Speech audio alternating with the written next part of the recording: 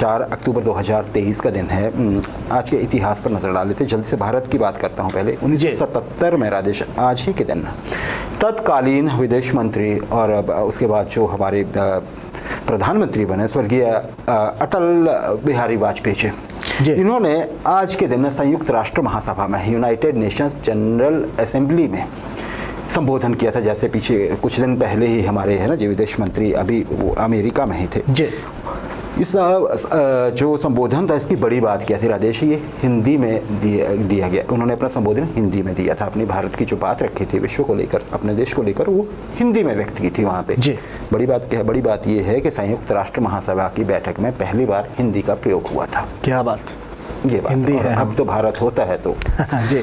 अच्छा जी, 1957 राजेश, स्पुतनिक 1 ये सैटेलाइट है। मुझे लग रहा है हम इतनी डिस्कस करते हैं हिस्ट्री में, हम बहुत सारी चीज़ें वो लेकर आते हैं जो आपके मतलब की कहने को बहुत सारा कुछ होता है, लेकिन हम ये जी बिल्कुल स्पुतनिक के नाम से शायद बहुत से दर्शक हमारे जानते भी होंगे कि एक सैटेलाइट का नाम है। और बड़ी बात क्या है, स्पुतनिक 1 पहला ऐसा आप ये कहिए कि आर्टिफिशियल सैटेलाइट था।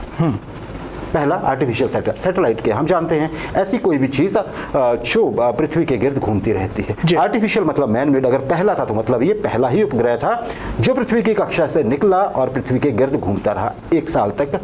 सोवियत यूनियन ने भेजा था ये सबसे पहले। सोवियत यूनियन ने देखिए तरक्की बहुत की थी। ये जब भी इसकी बात करते हैं हम अंतरिक्ष विज्ञान की, चाहे वो पहला रॉकेट भेजना हो, सैटेलाइट भेजना हो, चाहे पहला जंतु भेजना हो, वो है ना बिच भेजी थी, है ना, महिला भेजनी हो, पुरुष भेजना हो, सब कुछ सोवियत यूनियन। हाँ, चांद पे अमेरिका पहले उतरा था। तो राजेश आज के दिन से क्या हुआ था, एक तो स्पेस एज खुल गई, अंतरिक्ष में जाने का दरवाज़ा खोल दिया था इस सैटेलाइट ने। 1 ही साल रहा था, खैर ज़्यादा नहीं रहा था। और दूसरा एक और काम किया इसने, जो यूएसए और सोवियत यूनियन के बीच एनिमिटी थी और जो कोल्ड वॉर थी ना, उसे बहुत ज़्यादा हवा दे दी और फिर वो हवा चलती रही 90 तक, आप ये समझिए।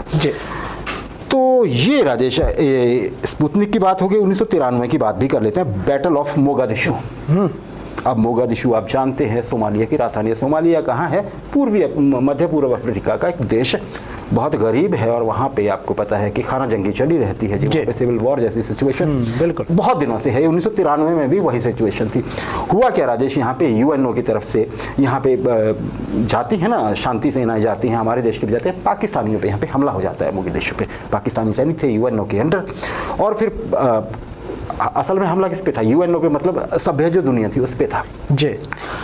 फिर बदला लेने की बात आती है तो पता लगता है कि 2 ऐसे आतंकी हैं वहाँ पे, जो सोमालिया, वहाँ पे क्या था राजेश, 2 तरह, ये जो सोमालिया था यहाँ, हाँ जी बिल्कुल बिल्कुल, इसमें जो एक वो था, एक लोगों का ग्रुप था, वो एंटी एस्टैब्लिशमेंट हर जगह होते हैं, तो ये बड़ा ताकत पकड़ गया था। उसके 2 नेता लाने थे।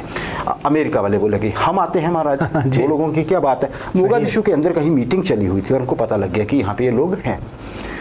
अब राजेश अमेरिकन जो है वो एक योजना बनाते हैं कि ये सोमालिया है, गरीब देश है, हम कितनी देर लगाएंगे? बोले जी ज़्यादा से ज़्यादा 1 घंटा। ठीक है राजेश, 1 घंटे का प्लान बनता है कि 1 घंटे में हम सोमालिया से इन दोनों लोगों को उठा के बाहर होंगे, लेकिन ऐसा हुआ नहीं। जाते हैं और वहाँ पे वो देखते हैं आरपीजी लेके, वो होती है ना कंधे पे रखा हुआ वो लॉन्चर होता है, जिसके रॉकेट आरपीजी बोलते हैं जैसे, वो लेके खड़े, और बाकी लोग भी आ गए जी। अमेरिकन सैनिक घिर गए। अब अल्टीमेटली हुआ क्या, उनके पास एक हेलीकॉप्टर था, वो गिरा दिया जाता है आरपीजी से। और हेलीकॉप्टर कौन सा? Black Hawk. एक गिराया जाता है, दूसरा गिराया जाता है, तीसरा गिराया जाता है। एक तो गिरता है उस एरिया में जहाँ पे हॉस्टिलिटी नहीं थी, और 2 हेलीकॉप्टर गिरते हैं उस एरिया में जहाँ पे कि उन विद्रोहियों का कब्जा था। अब दिक्कत ये फंस गई कि अब उनको छुड़ा के लाना है, उनमें सैनिक हैं। सही है। अमेरिका फौज झोंक देता है राजेश।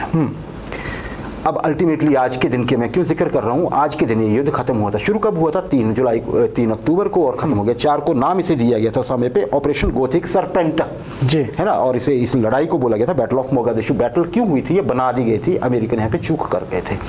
चलिए, अमेरिका के पास सोफिस्टिकेशन थी, हथियारों को लेके, सभी चीज़ों को लेके अमेरिका के 18 सैनिक मारे गए, और दूसरी ओर लगभग 700 लोग मारे गए। हालांकि इसमें मलेशिया की फौज भी साथ में मदद कर रही थी इसको, उनका भी एक आदमी शहीद हुआ था।